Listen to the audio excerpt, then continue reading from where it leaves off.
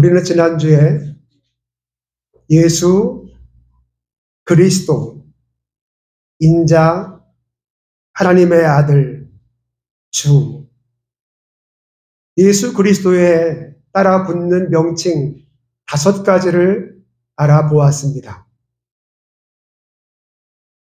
마태복음 16장 16절에서 베드로가 예수님에게 참 복된 고백을 하고 예수님 마음에 그것이 얼마나 흡족하던지 내 그 신앙의 고백 위에 내가 내 교회를 세울 것이다 라고 말씀을 해주셨습니다.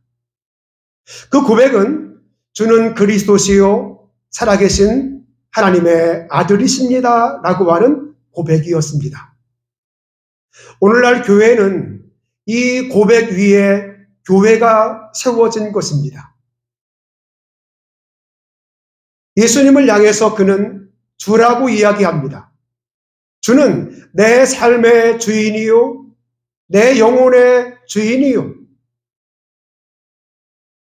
자기 삶의 전체를 통괄하는 참 주인으로 예수님을 모셔드린 그 삶을 살아갔던 베드로의 모습을 우리는 그의 고백을 통해서 알 수 있었습니다. 그리스도, 기름 부음을 받은 자, 왕이나 예언자나 선지자들이 받았던 그 기름 부음, 특별히 여기에 예수님에게는 왕적 권위가 주어졌다는 사실을 지난주에 말씀을 통해서 알아보게 되었습니다. 예수님이 이 땅에 왕으로 오셨고 그 왕으로 오신 예수님께서는 오늘 저와 여러분의 삶의 참 왕이 되셔야 할 것입니다. 그 왕 되신 예수 그리스도께서 우리의 삶을 통치하시는 것, 왕 되신 예수님께서 우리의 가정을 통치하시는 것, 왕 되신 예수님께서 우리의 교회를 통치하시는 것, 이것이 올바른 통치라고 볼 수 있습니다. 하나님의 아들이라고 그랬습니다.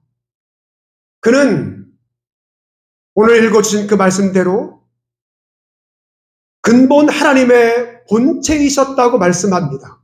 본체라고 하는 것은 그의 본질이었다는 것입니다. 성부와 성자와 성령 하나님이 한 하나님이십니다.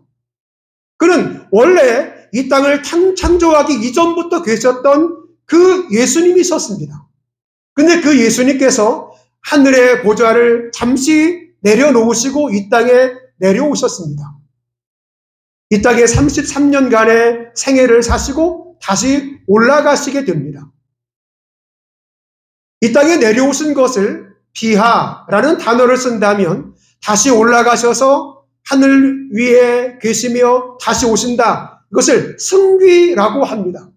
그러면 이 비하와 승귀가 얼마나 중요한가는 잠시 후에 말씀을 드리고, 하나님의 아들이라고 하는 것은 하나님께서 이 땅에 육신의 몸을 입고 내려오신 그 하나님의 아들 되심을 우리에게 설명한다고 말씀을 드렸습니다. 아까 전에 말씀드렸던 비하와 승귀입니다. 오늘 빌립보서 2장 5절에서 8절을 보시게 되면 읽어준 그 말씀입니다. 5절에는 너희 안에 이 마음을 품으라. 곧 그리스도 예수의 마음이니 그는 근본 하나님의 본체이시나, 예수님은 원래부터 하나님의 본체이셨다는 것을 성경은 우리에게 말씀해 주고 있습니다. 본질이 같으신 분, 성부와 성자와 성령 하나님이 본질이 같으신 삼위일체 하나님이셨다는 것입니다. 하나님과 동등됨을 취할 것으로 여기지 아니하시고 오히려 자기를 비워 무슨 형체를, 종의 형체를 가지사 사람들과 같이 되셨고, 그는 근본으로 하나님이시지만, 하늘에 계시는 분이지만 사람의 형체를 입고 이 땅에 내려오셨다라고 말씀을 하고 계시는 것입니다. 그리고 사람의 모양으로 나타내사 자기를 낮추시고 죽기까지 복종하셨으니 곧 십자가에 죽으심이라. 여러분, 이 땅에 가장 위대한 사건이 있다면 여러분이 태어난 것이 위대한 사건이 아니었습니다. 이 땅에 이 새로운 교회가 세워지는 것, 이것이 가장 위대할 줄 알았지만 그렇지가 않았습니다. 그러면 우리에게 가장 위대한 일은 무엇인가? 가장 큰 기적은 무엇인가? 하나님의 본체이신 그 하나님이 이 땅에 내려오셨다라고 하는 것이 가장 큰 일이라고 볼 수 있겠습니다. 낮아지심, 이것을 비하라고 말씀드린다면 아까 말씀드렸던 승귀, 높아지심입니다. 그럼 어떻게 높아지셨는가? 예수님이 이 땅에 오신 것, 그것은 낮아지신 거거든요. 하늘의 보좌를 버리시고 이 땅에 내려오셔서 33년간의 생애를 사시고 다시 올라가셨습니다. 원래의 그 자리로 그 예수님께서 올라가셨다는 것이거든요. 사도행전 1장 8절에서 11절을 보시게 되면 오직 성령이 너희에게 임하시면 너희가 권능을 받고 예루살렘과 온 유대와 사마리아와 땅끝까지 이르러 내 증인이 될 것이다. 9절을 보시게 되면 이 말씀을 하시고 그들이 보는데 올라가시니, 그들이 보는데 예수님의 제자들이 보는 그 앞에서 예수님이 승천을 하시고 있는 것입니다. 다시 원래의 그 자리로 하늘로 올라가시는 그 장면을 예수님의 제자들이 모두가 다 목도하게 되었습니다. 거기에 있는 약 500명쯤 되는 사람들이 예수님의 승천을 바라보게 되었던 것이죠. 10절을 보시게 되면 제자들이 하늘을 쳐다보고 있는데 늘 자기와 함께 하셨던 예수님, 떡을 함께 떼었던 그 예수님, 병자를 고치실 때 늘 함께 있었던 그 예수님, 우리에게 떡과 빵을 마음껏 먹을 수 있게 해주셨던 그 예수님이 다시 하늘로 올라가시기 시작을 합니다. 그때 예수님의 제자들은 하늘만을 물끄러미 쳐다보고 있는 것입니다.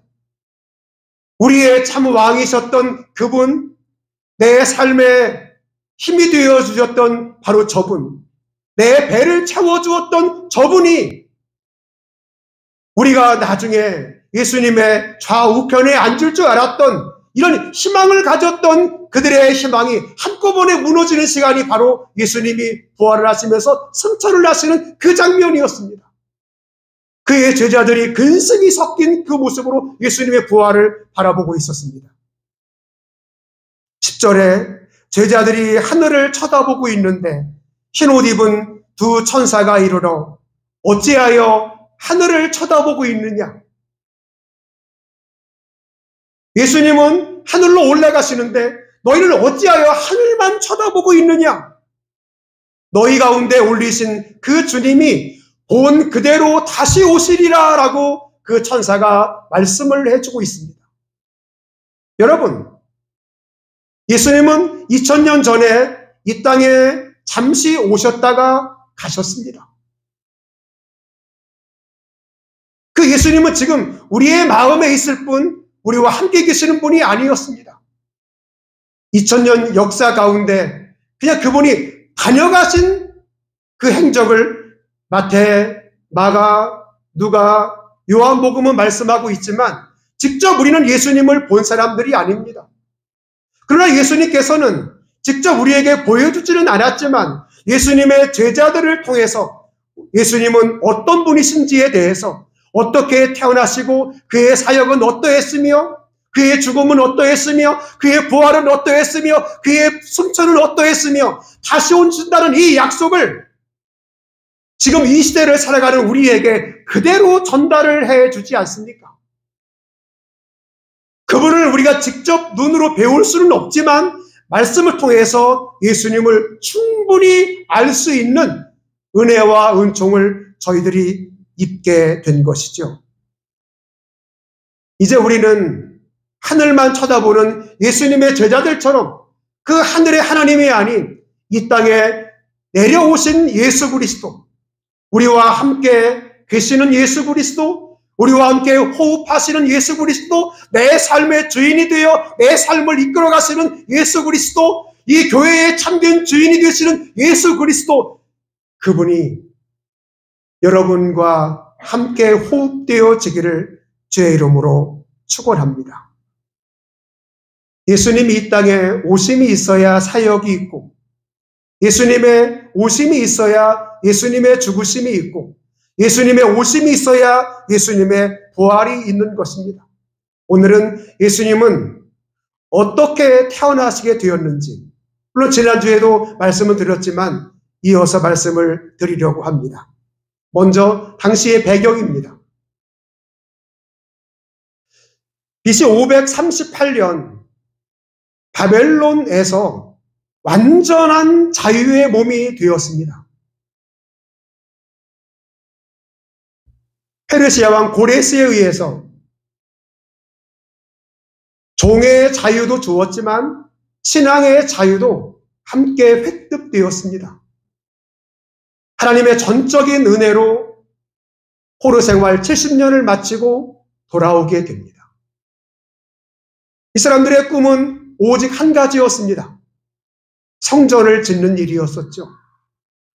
과거에 솔로몬 성전과 같은 이러한 성전을 지어놓고 하나님 앞에 제사를 드리는, 오늘 말하면 예배를 드리는 것이 그들의 유일한 소망이었습니다. 처음 그들의 마음은 설레기 시작을 했고, 돌아와서 모두가 다 하나님을 향한 그 신앙이 하나님 중심의 신앙을 모두가 다 갖게 되었습니다. 그리고 시간이 점점 지나면서 이들의 마음에는 조금씩 변하기 시작을 했죠.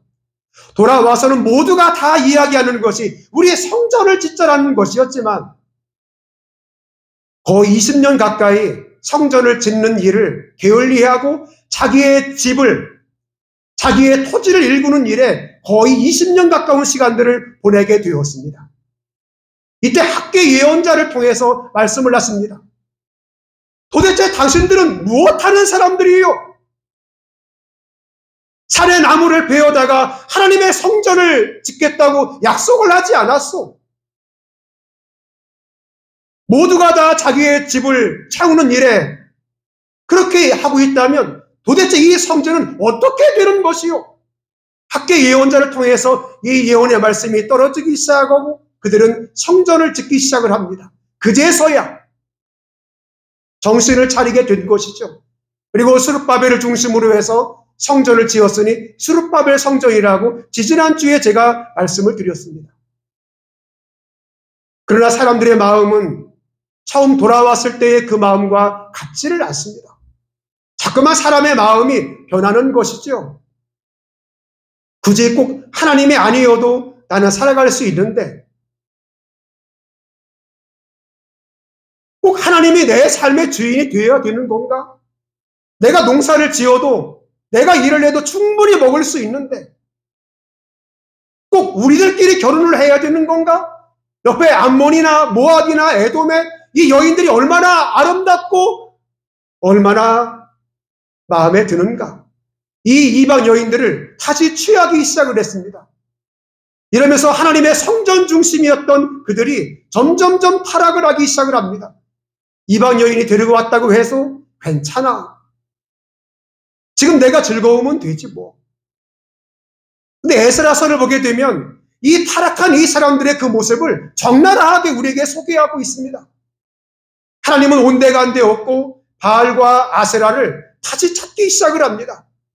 즉 팔레스타인의 주신이었던 바알신 앞에 무릎을 꿇고 아세라신 앞에 자기의 무릎을 꿇는 이런 현상들이 발생을 하게 됩니다. 에스라 예언자는 끊임없이 외칩니다. 이방 여인들을 돌려보내라고. 그리고 이스라엘 땅에서 쫓아내야 된다고. 그래야 우리의 신앙이 변질되지 않는다고. 아무리 외쳐도 사람들의 마음은 쉽게 변하지 않습니다. 꼭 하나님이 아니어도 괜찮지 않아. 우리에게 바알이 있잖아. 우리에게 아세라가 있잖아. 꼭 하나님이 되어야 되는 거야?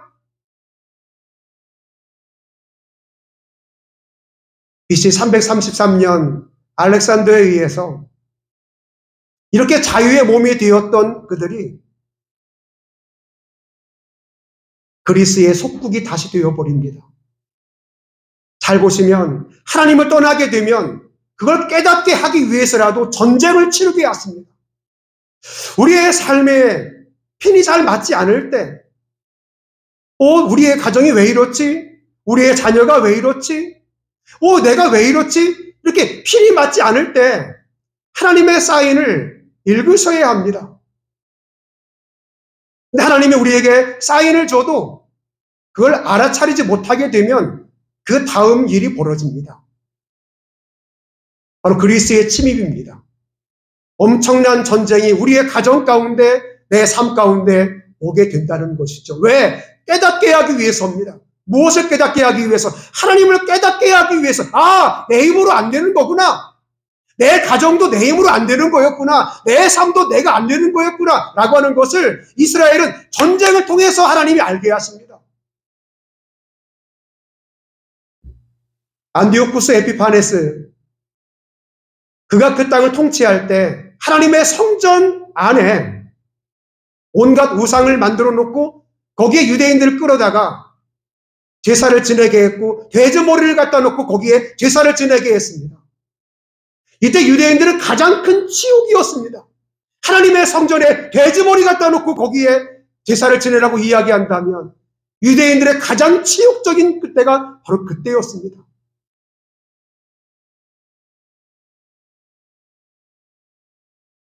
다시 이 유대인들 가운데서는 혁명가들이 등장을 하기 시작을 합니다. 안디오쿠스, 저놈만 우리가 제거하면 되지 않겠는가? 당시에 혁명 당원들이 출현을 해서 암살을 시도합니다. 근데 그게 쉽지가 않아요. 그 거대한 나라의 속국이 되어서 암살을 한다는 거 그게 쉬운 일이 아니잖아요. BC 157년에 유대인들은 자기의 나라를 세우고자 하스모니안 제국을 하나 만들었어요.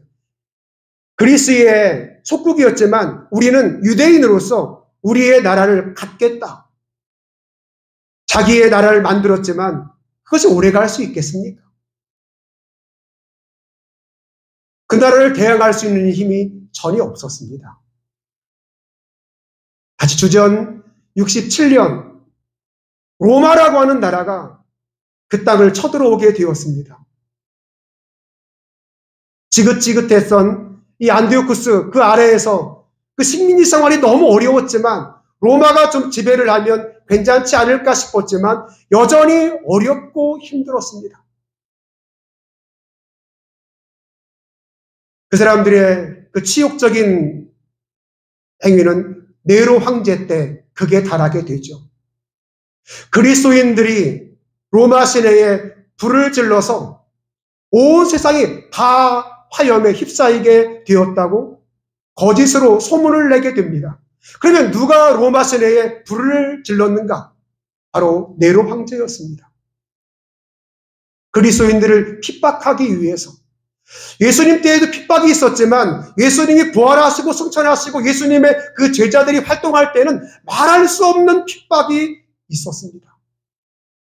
베드로서를 보게 되면 불 속에도 뛰어들기도 하고 사자의 굴 속에 뛰어들기도 하며 사람의 몸을 톱으로 캐기도 하고 사람의 시체를 묶어서 엎어놓기도 하고 그리스도인들이 온갖 핍박과 조롱을 당하게 되지 않습니까? 그때 기독교인들은 절대 굴하지 않았어요. 자기의 신앙을 끝까지 지켰다는 이야기거든.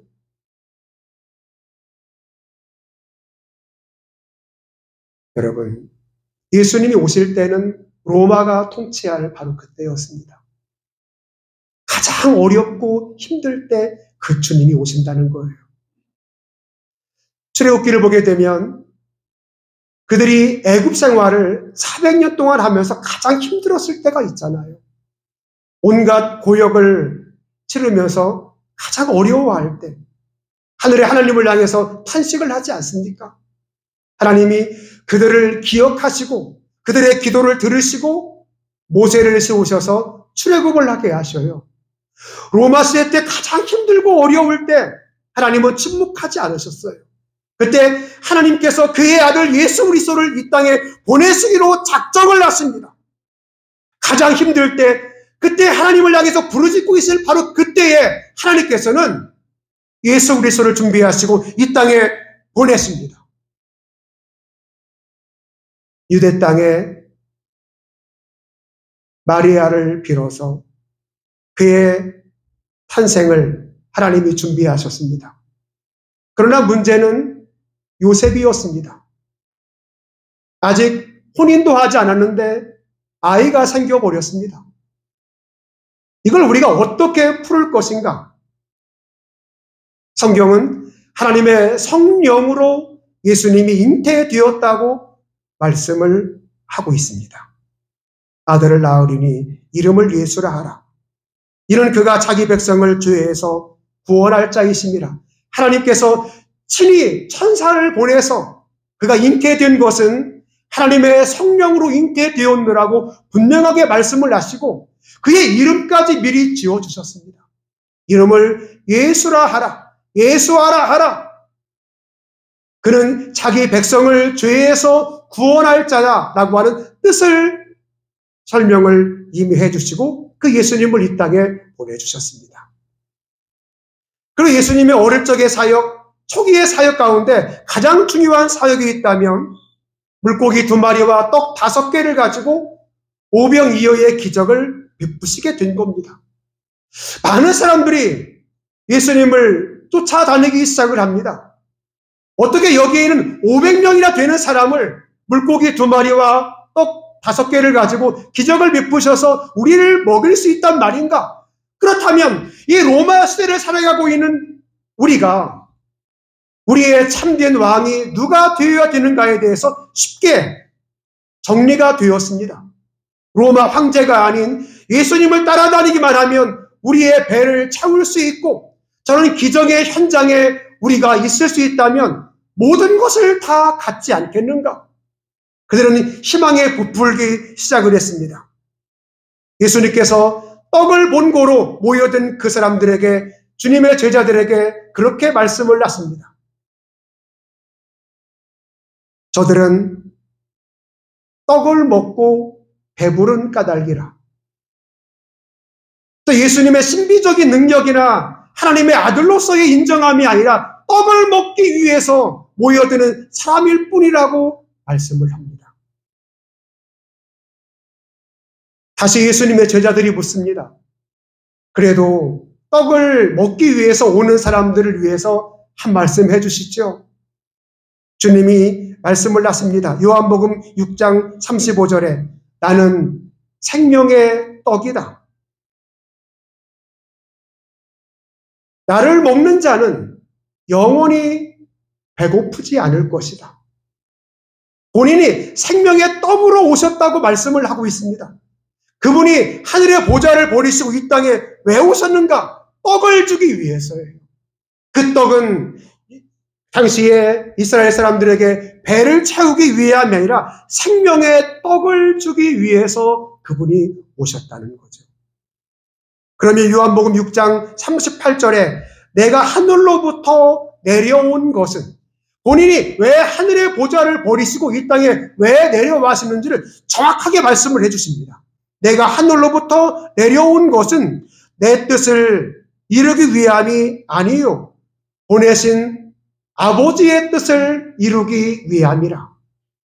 그러면 그 아버지의 뜻은 과연 무엇일까요? 예수, 그 이름에 답이 있습니다. 자기 백성을 죄에서 구원해 주시기 위해서. 예수님이 이 땅에 오신 목적은 저와 여러분을 구원해 주기 위해서 오셨음을 주님이 직접 말씀을 하고 있습니다. 그것이 하나님의 뜻이라고 말씀을 합니다. 우리가 질문을 받게 되는 것 중에 하나가 하나님 뜻이 뭐예요? 하나님의 뜻이 뭐예요? 간단합니다. 온 세상에 있는 사람들이 구원을 받는 것. 그것이 진짜 하나님의 뜻이라고 하는 거죠. 말씀을 정리합니다. 누가복음 1장 34절에 35절에 예수님은 하나님의 아들이었다고 누가 제자는 그렇게 고백을 합니다. 누가복음 1장 31절을 보시게 되면 아들을 낳으리니 이름을 예수라 하라. 마태복음과 누가복음은 약간의 차이가 있습니다. 예수님의 탄생에 대한 부분들을 약간 차이가 있습니다. 아들을 낳으리니 이름을 예수라 하라. 32절에 그가 큰 자가 되고 지극히 높은 이의 아들이라 일컬어질 것이요 주 하나님께서 그 조상 다윗의 왕위를 그에게 주리니. 여기에 중요한 것은 하나님의 아들이라고 하는 것이죠. 지난주에 말씀드렸던 하나님의 아들의 칭호, 그는 성부와 성자와 성령, 이 삼위일체 하나님 되신 그 하나님임을 이야기할 때 이 칭호를 쓴다고 그랬습니다. 하나님의 아들. 그러는 다음에 그 조상 다윗의 왕위를 그에게 주겠다. 즉 그리스도라고 하는 왕위를 그에게 주겠다는 겁니다. 누가? 예수님이 이 땅의 왕이라는 거죠. 문제는 여기에 있습니다. 당시에 헤롯이 그 땅을 통치하는 왕이었습니다. 지난 수요일날 말씀드렸던 그 말씀입니다. 근데 그 왕이 베들레헴에 탄생한다는 이야기를 미가서 5장 2절에 이미 예언을 하고 있었습니다. 동방박사들이 오게 되었고 왜 왔느냐? 나중에 물어봤더니 메시아가 탄생을 했다는 것입니다. 즉 왕이 탄생을 했다는 것입니다. 이 땅의 진정한 왕은 헤롯 자신이 이 땅의 왕이었습니다. 그런데 다시 왕이 탄생을 한다는 것이었죠. 그러면 헤롯의 마음이 어떻겠습니까? 그래서 동방박사에게 묻습니다. 그곳이 어디인지 나에게 좀 알려주시오. 결국은 이 꿈을 이루지를 못했습니다. 그리고 어린 아이들을, 사내 아이를 모조리 다 죽여버리는 그런 정책을 펴게 됩니다. 즉 왕을 죽이기 위함이었죠. 누가복음 1장 32절에 이야기하는 다윗의 왕권은 영적 왕권을 이야기하는 것이었습니다. 근데 헤롯은 이 땅에 육신을 지배하는 왕이 탄생했다고 생각을 했던 잘못이었었죠. 우리의 참 왕으로 오신 예수 그리스도, 2000년전에 오신 그 예수님이 오늘을 살아가는 우리에게 예수님의 왕권이 인정되는 귀한 신앙의 고백이 저와 여러분에게 있어지기를 주의 이름으로 축원합니다. 한 절만 찾아보고 마치겠습니다. 이사야 7장입니다.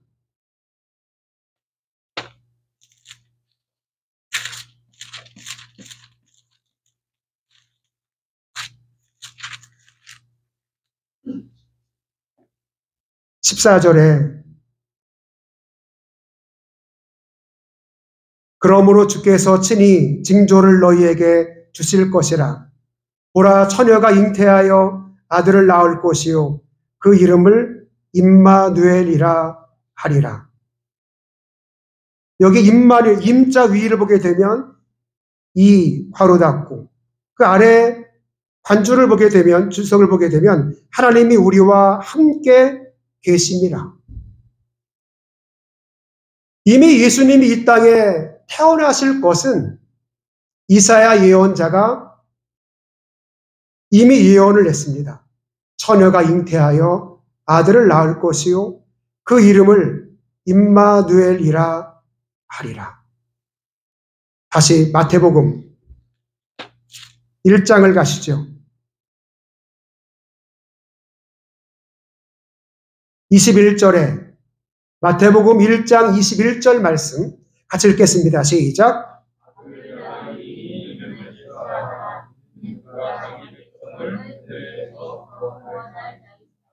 이 모든 일이 된 것은 주께서 선지자 즉 이사야 예언자를 통해서 하신 말씀을 이루려 하심이라. 보라, 처녀가 잉태하여 아들을 낳을 것이요 그 이름을 임마누엘이라 하셨으니 이를 번역한즉 하나님이 우리와 함께 계시다 함이라. 예수님은 그냥 2000년 전에 그냥 내려오신 분이 아니고 이미 이사야 예언자를 통해서 예언하신 그 말씀대로 예수님이 2000년 전에 오셨다는 사실을 알게 된다면 하나님의 위대하시고 하나님의 광대한 그 뜻이 저와 여러분들에게 새롭게 이해가 되어질 줄로 믿습니다. 기도하겠습니다.